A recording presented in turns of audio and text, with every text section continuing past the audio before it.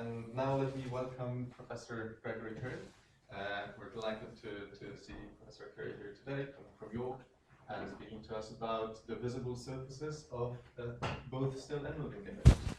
Thank you, and thanks for inviting me. It's always nice to be in Edinburgh. Okay, so this paper is sort of a bit difficult to follow, I think, because it sort of it consists of a sort of series of ever more ramifying qualifications. So, so it's good to bear in mind what these are qualifications of. So let's just, I mean, here's a very simple thought that I'm sure, crosses most people's minds when they start to think about this. So that the simple thought is that there's a difference between photographic images, including cinematographic images, which I will always assume are included as photographic, and what we call handmade pictures, so that the surface features don't matter in the case of photographs, they do matter in the case of paintings and drawings. So that's just where we start. So lots of questions about that. So, well, what features of surfaces are we talking about here? In what way are we saying that they matter or don't matter? For whom? In what circumstances? From what perspective? Those are all questions. And then immediately a series of doubts arise about the credibility of this sort of a claim. So the thought is, well, look, surely surface features such as graininess in photographs do matter. What about those handmade pictures that look exactly like photographs? Surely in that case, then any interest in the surface of the one ought to be an interest in the surface of the other. So I don't think that's the right thing to say, but something like that tends to occur to one. So I want really to sort of develop a version of this thought which is a bit more defensible. And of course, as soon as you start talking about this, people say, oh, I'm sure it's come to your minds already. Well, we're talking about twofoldness here, aren't we? This Wollheimian idea, which has so captured a lot of the recent discussion in this area. So, but actually, I'm really just going to ignore that. And well, not absolutely. I'm probably at one point I will say something about it, but I'm going to say very little about the notion of twofoldness. I just want to say, to begin with, that it seems to me that, and there's been a lot of discussion about this, which I think has sort of brought this out, that twofoldness can be understood in two rather very, very different ways. And those very different ways play very different explanatory roles. So one is the idea that somehow, in some way, a visual awareness of a picture's surface explains an important difference, namely the difference between seeing a man in a picture and seeing a man.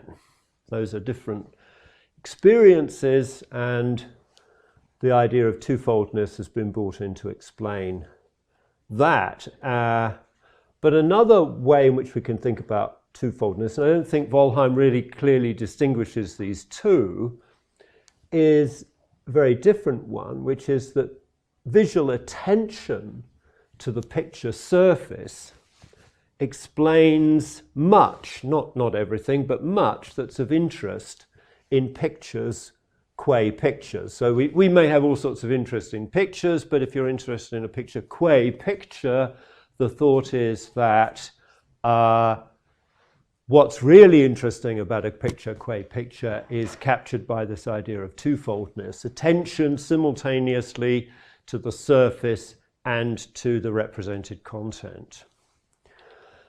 So of these two, to the extent that twofoldness is implicated in what I'm going to say, it's that second way of thinking about twofoldness which is at issue here. And what I will say really isn't going to touch on the first. It certainly does touch on issues connected with the second, and there's all sorts of things that one could say about the relation between what I'm saying here and what people have said about twofoldness, but I'm not really going to say very much about that, partly because in attempting to do that, as I did a few points, the whole thing sort of started to veer off in another direction. So I just, in order to keep going in the direction I wanted to, I haven't said hardly anything about that. But, you know, there's a lot to say. Okay, so to start with, here's a sort of very painfully naive bit of art history. So if we go back to the 17th century, if we go back to late Titian, then we see painters and painting struggling with the problem of brushwork, as people put it. So the view from earlier times seems to have been that a painter should be a master of his medium and display that mastery by subduing it, rendering invisible the physical act of painting. So brushwork had some admitted interest as a record of creativity, but as form, it was considered to be unfinished or chaotic, acceptable if concealed in a sketchbook or muted by distance. So those are quotes from a very nice book by Philip Sohm, Pittoresco. And there you can see with those late Titians, all sorts of experimentation in the manifestation of brushwork. And later on, sort of moving on into the 19th century, we get a sort of very kind of, I suppose, very French sort of dispute going on, raging through the art world in the 19th century between Ingres and Delacroix. And you can see the radically different approaches to painting here. So Ingres is subduing the medium and effacing all traces of activity, and Delacroix is sort of reveling in the manifestation of painterly activity and the marks of the brush. Sorry, that's out of step there. Okay, so so what I want to do is contrast different kinds of pictures, pictures which have both those features, the Ingres and the Delacroix, in significant way, which have those visible marks on the surface in the Delacroix way, and pictures which don't, like the Ingres. And I'm interested in different ways those different kinds of pictures are experienced. So let's talk about marks, visible marks on a depictive surface. There are all sorts of marks on a depictive surface, and not all of them need contribute to what is represented in the picture. So following Lopez, I'm going to make a distinction between what I'll call design marks and surface marks. So the paper or canvas or whatever it is may have a visible grain, which allows us to see a range of marks which are not design marks because they're not depiction supporting. They're not marks put on the paper in the process of constructing the representation. They're merely surface marks. Design marks which do support the representational features of the picture, of course, vary greatly in many ways, and particularly as regards their salience. So some of them are, in Van Gogh style, thickly impasted, while others have no obvious depth. Some marks are clearly distinguished from other marks, sharply divisive across the surface, while others have indeterminate boundaries. Marks are often worked together to produce smooth areas of colour, with the surface approximating the condition of a well-taken photograph, as with the Ang picture that we saw earlier on. So focus for a moment on that kind of a picture, that where the marks are worked into smooth areas of colour which efface the activity of the painter. So here's another Ang painting, and I'm going to call these paintings coincident pictures. So what do I mean by that? So they're pictures in which all variation in appearance of the image correspond to variation in how the subject is represented as appearing. So, for instance, a change in the shade is a fold in the dress, or a boundary between colour patches is a boundary between colours in the costume, and so on. That's what I'll call a coincident picture. Now, maybe there are actually no coincident pictures, strictly speaking, or very few. But I think many pictures approximate this condition, or have significant parts which do, or they're intended to approximate this condition, or they approximate it for certain viewers in certain viewing conditions. So I don't think that the interest of the idea of a coincident picture goes away if it turns out that, strictly speaking, few or no pictures are wholly coincident.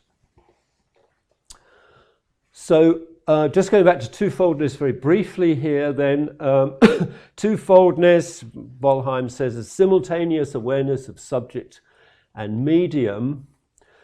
So we can see colour patches as colour patches, and we can see them as a flower. That's a Bonnard picture there. Very highly non-coincident picture, and that's Deheen, I think, which I'm treating as coincident. I mean, there are bits of it which probably are not, but it approximates a coincident picture. Can we see both those things at the same time, which is what twofoldness is supposed to require of us? I find this a difficult question to answer, actually. I don't really have enough grasp on what experience of twofoldness is supposed to be confident, particularly in the case of looking at a coincident picture. I think it's more plausible, at least, that we can, at least in some cases, attend simultaneously to surface marks and to what's represented in the case, as with the Bonnard here, where there's a lack of coincidence.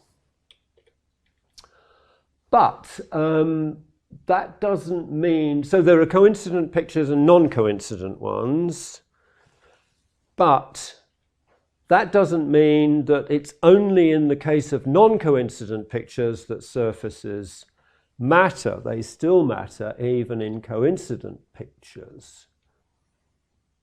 What you can do, I think, in the case of a coincident picture, is to attend simultaneously to the represented object and to the absence of non-coincidental marks. So you can look at the picture, just get back there to that Deheen picture there, and you can simultaneously attend to what is represented and to the absence of non-coincident marks. I think that seems to me to be psychologically a plausible claim.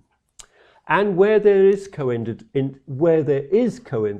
you can shift between seeing the patch as a patch of paint and seeing it as, for instance, a dress. So surface marks, even in the case of a fully coincident picture, may be aesthetically important. You can approve or disapprove the artist's choice of coincidence for this picture, or think that part of the picture might usefully have deviated from coincidence, or admire the way in which the effect of coincidence has been achieved, perhaps with difficult materials. So even for coincident pictures, surfaces and attention to surface matters. But it matters in a different way from the way it matters for non-coincident pictures. Because non-coincident pictures have on their surfaces certain kinds of marks, which I want to pick out and talk about a little bit, which I'm calling resonant marks. So I'm illustrating that with a detail from Titian, Death of Action. So resonant marks. Okay, so what do I mean by that? Marks which convey information in a certain way, which I have to specify a bit more carefully, concerning the activity of the artist. When we see those marks of those kinds of marks, we recognize them, or think we do. It seems to us that we recognize them as the product of a certain kind of movement, which we are then capable of representing for ourselves motorically. So we have the capacity to represent movement motorically without actually moving. You know, what people commonly call motor imagery. So we can form a motor image of moving in a certain way, drawing a line in a certain way, or stippling paint onto a surface with a brush. And we can recapitulate that movement in imagination, and I think we do that spontaneously and without much consciousness of doing so, though I think we can bring it to consciousness if it's drawn to if the fact that we're doing this is drawn to our attention. So these are motor imaginings, imagined movements corresponding roughly to the movements that produced or seemed to have produced those marks. And I think you can do that with the marks that we can see visible on this surface. You can sort of mentally recapitulate the movement that produces that mark there. And we tend to do that spontaneously. So those are resonant marks on surfaces, but there are marks which we might better call patches on paintings, which are non-resonant, as when a patch of colour is applied with great care in a photorealist painting like this one over here by Richard Estes. Those patches, I think, are non-resonant. They don't tend to produce the motor representations that go with with the production of those marks. They carry information, I think, those patches of colour there carry information, some information about the activity which produced them, that's true, but they're not apt to provoke those imagined reproductions of movement. And intention's important here because we respond to resonant marks differently depending on whether they seem to be intentional or not. So where they're intended, we assess their contribution to the artistic project, deciding that they represent a good or maybe a not so good decision on the part of the artist. If we think that they're unintended, we might deplore them as mistakes or just ignore them or think of them as a lucky addition. But we're thinking about them in a different way if we think of them as unintended from the way that we're thinking about them if we think of them as intended. So I want to focus here on what I think is an interesting class of pictures which are non-coincident and where the marks on the surfaces, or some of them, are resonant marks.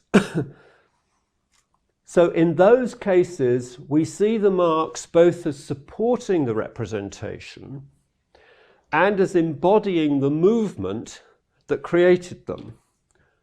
And such marks have been noted by art historians. So here's a quote from David Rossand in a very nice article called Titian and the Eloquence of the Brush.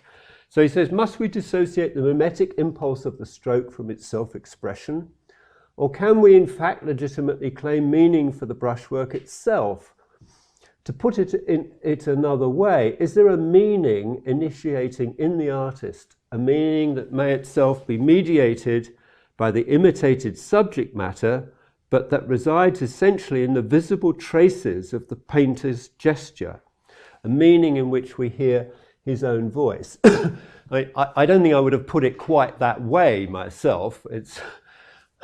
it's a little bit obscure, but I think he is drawing attention to essentially the same phenomenon that I'm drawing attention to here. So as I read it, I think he's saying that depictive marks have this tendency that they have this interesting feature of pointing in two directions, forward to the scene depicted and backwards to the activity of the artist.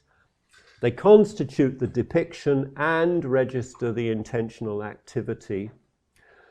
They've an effective as well as a representational function, and those functions are closely connected. The activity which the marks register is the act of producing the representation. And those pictures are at one end of a spectrum, the other end of which is occupied by what we might call ordinary photographic and cinematic images, to which I'm now going to turn. So there's lots of stuff, I think, in the middle there that we repay interest, but I'm not attending to that just at the moment.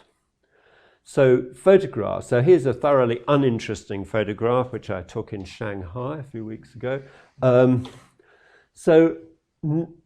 Normal photographic practice, as we might put it, produces pictures which are coincident in normal viewing conditions, so that variations in the visible surface correspond to variations in the appearance of the things pictured. Now, there are, of course, also non-coincident marks in photography. So there are two kinds of non-coincident marks that you might identify.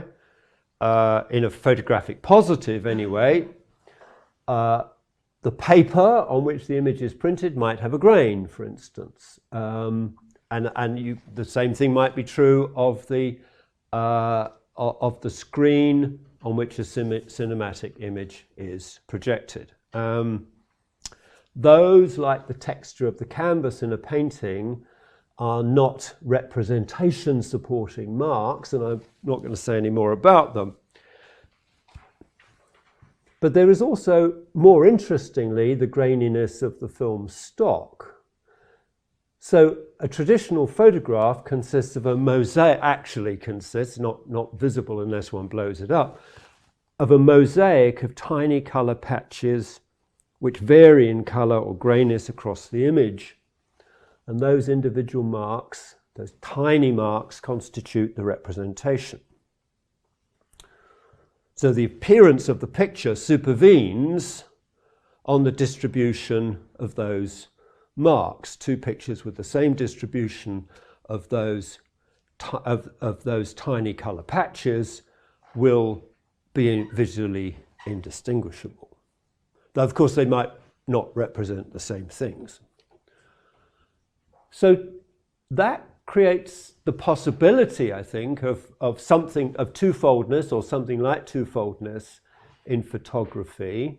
So we can attend where they're visible to the grain of the stock and see how those marks or subsets of them support the representational configuration of the picture.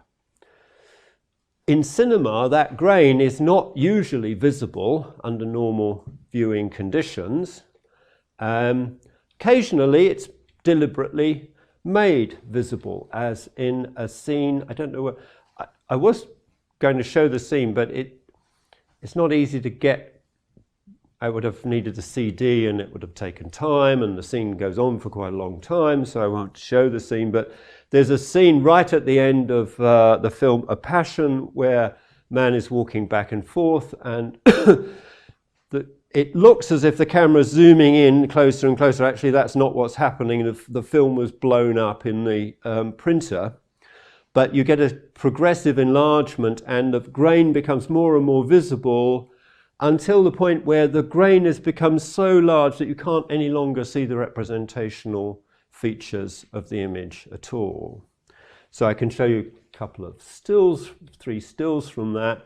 So you can see the shot is getting progressively blown up, and the grain is becoming visible, and then it becomes even more blown up after that, and the figure sort of disappears altogether. And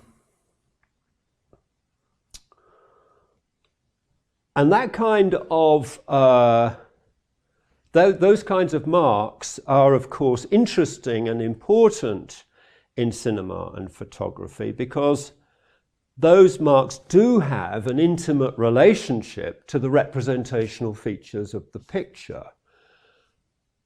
The appearance of the picture supervenes on the distribution of those marks. And that's what distinguishes those kinds of marks as interesting from the uninteresting case of, say, the grain of the paper. No, the grain of the paper might be interesting in other ways, but it's not interesting from this point of view.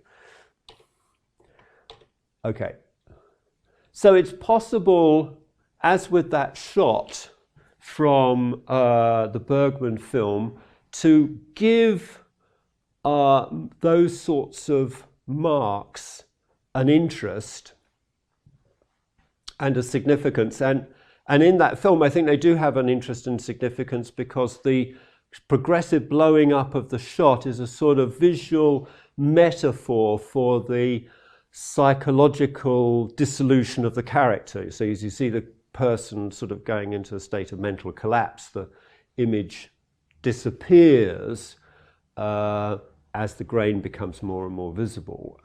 So there's certainly an aesthetic effect there. However, this is, I think, of limited interest in photography as compared to the cases where we think about marks in the case of painting and drawing. So when we think about a painting and the marks on the surface, the artist puts the mark on the surface, puts a mark on the canvas, puts another mark, and so on, mark after mark. Each decision about line or colour guided by the aim of producing a representation. Maybe other aims as well, but that is one of them in the case of a representational picture. And the marks are then the record of those choices, and we can assess and enjoy the result as successful or deplore it as unsuccessful as may be. But it's not through any such series of choices that photographs are made. The relation between marks and represented object in a photograph is not the result of a series of artistic choices.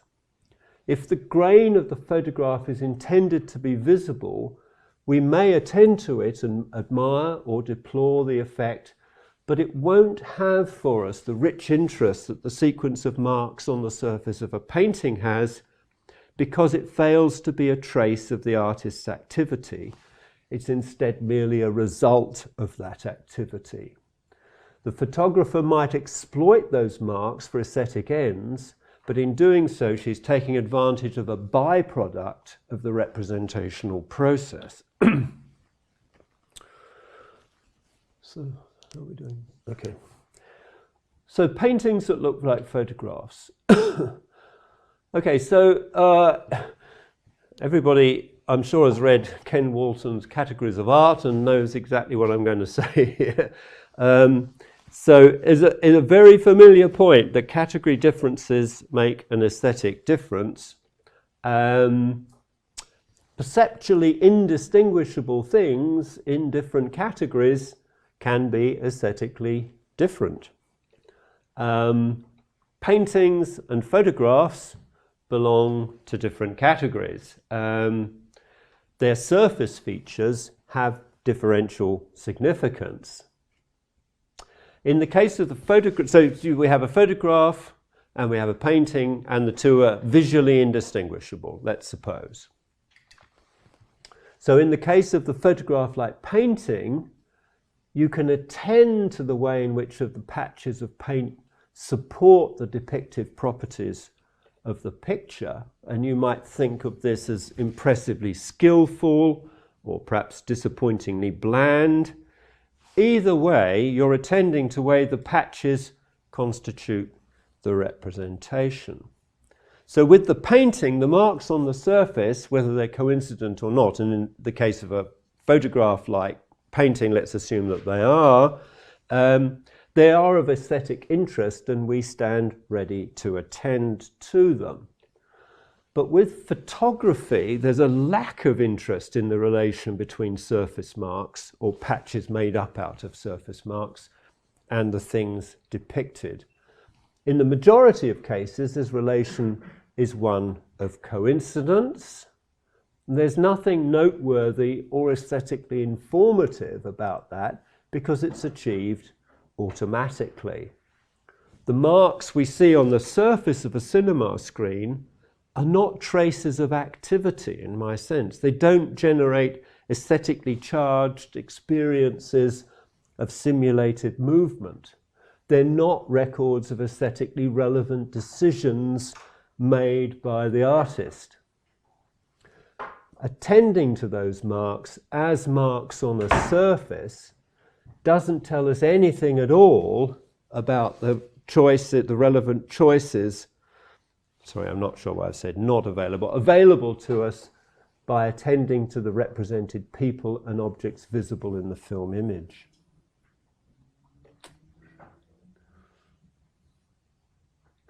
So that's one reason why when we think about photographs and paintings, even if they look exactly the same, we want to say that the surface features of the two images have different significance for us, and aesthetically speaking, my view is that they have a significantly lower level of interest for us, if they have any interest for us at all, in the case of photographs than they do in the case of the painting. So that's another example of the way in which two things which look exactly the same but belong to different categories can be aesthetically different, because, I suppose,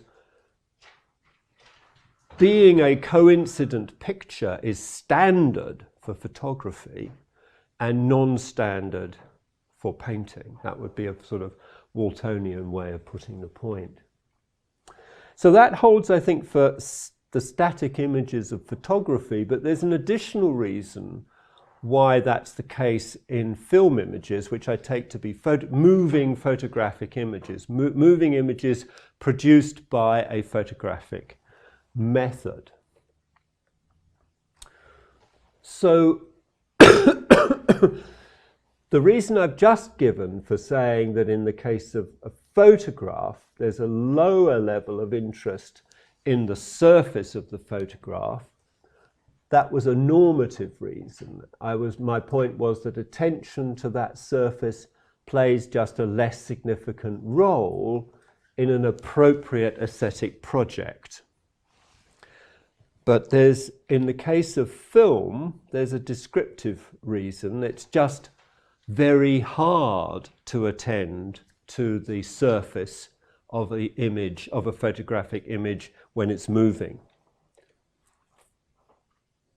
So we can, I think, move back and forth between attending to the surface patches on a photograph and the represented persons and object. I think there's very little point in doing that, but I think it's psychologically possible to do it. But that's made at least very difficult, and I would say virtually impossible in the case of a film image, by the fact that people and things represented in a film image are moving. Attention, visual attention, as we know from psychological studies, is attention to objects. And when we attend to movement, what we attend to is the object moving. So we attend, when looking at a normal film image where there is movement, to the things that move, namely people and other moving objects. Static images, like still photographs, impose less of a cognitive load on us, and they allow us to shift our attention between the objects represented and the colour patches. But I think when it comes to a film image, attentional load created by the fact of movement makes that shifting back and forward almost impossible, and certainly, well, pretty well impossible to sustain for anything more than a very, very short period. Okay. So I want to finish, I think, probably, by saying a little bit about a couple of things which I take to be consequences of this for thinking about the aesthetics of photography and cinema. So here's one consequence. So thinking about the relationship between the surface of the picture and what the picture represents in the way that I've suggested helps us to see one reason, there may be other reasons, why I think a deeply implausible theory about photography has been advocated. And that's the view that photography is not an art because the aesthetic interest of a photograph is exhausted by the aesthetic interest of the object photographed. Now, Scruton is notorious for having advocated this view, and I think one's reaction to it is, look, it's just an incredibly implausible thing to say. But on the other hand, it's sort of has captured a great deal of interest in the saying of it. And it seems, well, I do think it's a very implausible view, but there's something attractive in it. And I think we're probably clear that this is a false claim. But I think the following is true. Whatever is of interest in a photograph, which isn't an interest in the thing represented, does not include, as it does importantly in painting, an interest in the way in which the representational marks support the representational properties of the painting. And that's such an important aspect of the aesthetics of pictures that one can see the attractions of the thought that without that interest, the aesthetics of pictures would be a null topic. And I think that's one way of understanding the sort of motivation that was driving Scruton in arguing for that view. And we can recognize that while recognizing on reflection that this view is not, in fact, correct. So the second thing I want to draw attention to here is another highly familiar topic, the supposed transparency of photographs. So Walton has argued, as everybody knows, that photographs are transparent, but paintings and drawings are not. So what is transparency? Transparency, a picture is transparent if and only if when you see an X represented in the picture, you literally see an X. So that when we look at photographs of our dead ancestors, we see our ancestors, literally see them. But when we see paintings of them, we don't, we merely see representations of them. And reactions to that idea have, I think, been of two, perhaps there are other reactions, but there are two reactions which have gained some currency. One, I think, probably more people have said this, is just to deny that photographs are transparent. I've argued that, lots of other people have argued that too. And the other one is to say that, well, actually it doesn't distinguish paintings from photographs from any other kind of depictions. All depictions are transparent. Dom Lopez has argued for that view. Now, both of those responses unite in denying that transparency constitutes any kind of difference between photographs and other kinds of depictions. But holders of both of those views might want to agree that there is a difference between photographs and other kinds of depictions, and that that difference, whatever it turns out to be, encourages, without establishing, the view that they're distinguished by the transparency of photographs and the non-transparency of handmade images. And that difference is what I'm going to call seeming transparency. So, going back to what I've said earlier on, with handmade images, the marked surface has a salience for us which it doesn't have in photography. And that's true even when the marked surface looks exactly like a photograph. The salience doesn't go away. And that's not a matter of the fact that photographs are standardly coincident pictures while paintings are not. As I say, a painting may be coincident without coming to be a picture with seeming transparency. I don't think that photograph-like paintings have this property which I'm calling seeming transparency. What matters is not so much whether the picture is coincident, but whether its coincidence is a salient feature of it. So where photographs are coincident, as they usually are, their being so is not a salient fact about them, because coincidence hasn't been achieved in any aesthetically relevant process.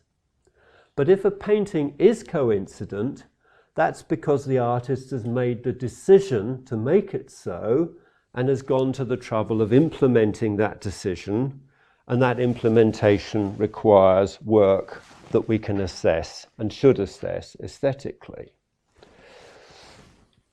So I want to introduce the idea of what I'll call the recessiveness of the photographic medium.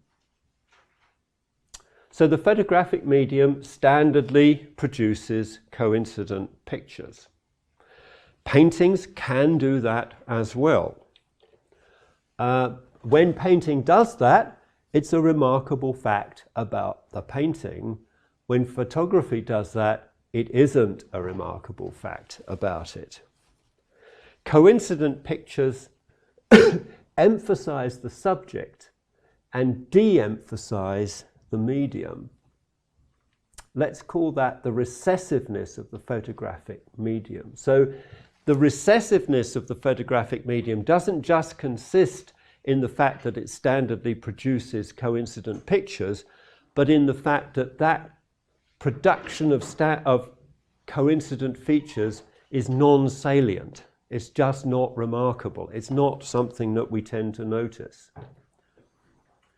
So you can compare, for instance, a movie, a conventional photograph-based movie where you film people moving around on a set, and animation, say. An animation might be done in such a way, with such care and skill, as to produce a coincident picture, a moving picture. And its coincidence, its being a coincident picture, moving picture, might be something that's aesthetically salient to it. Appreciating the animation aesthetically, one notices how those colour patches have been applied to a surface skillfully, appropriately, or perhaps not very skillfully, not very appropriately. There's a feature of the medium to which one naturally and appropriately attends when looking at a painting or a drawing or an animation that one does not attend to when looking at a photograph or a photographic moving image. And so one's attention is not focused on the image surface in the case of the photograph, though it may be focused on other aspects of the medium, such as the kind of camera that's being used. Those other aspects of the medium are not to do with the surface itself, but to do with the way the scene has been arranged, or left to arrange itself, how the camera's been focused, what the lighting was like, and so on. As a result of all that, we may have a feeling of having an especially direct access to the scene itself rather than to a representation of it. And that's what I'm calling seeming transparency. The recessiveness of the medium in photography and standard cinematography gives us this sense of having an especially direct access to the scene itself, and that's what I'm calling seeming transparency. So how do we get from seeming transparency to Walton transparency? Now, of course, Walton, the first thing that Walton would say was, well, I never argued for transparency by appealing to the notion of seeming transparency. So I'm not accusing him of having done that. He certainly hasn't done that. But I do think that to the extent that people find something attractive in the idea of Walton transparency, part of the explanation for that might be their inchoate sense that photographic images have this property of seeming transparency. Because if things are as if P is true, if things are such that it seems that P is true, then we're naturally very tempted to believe that P is actually true. And sometimes the best argument we have for thinking that P is true is that it seems to be true. Okay, that's it.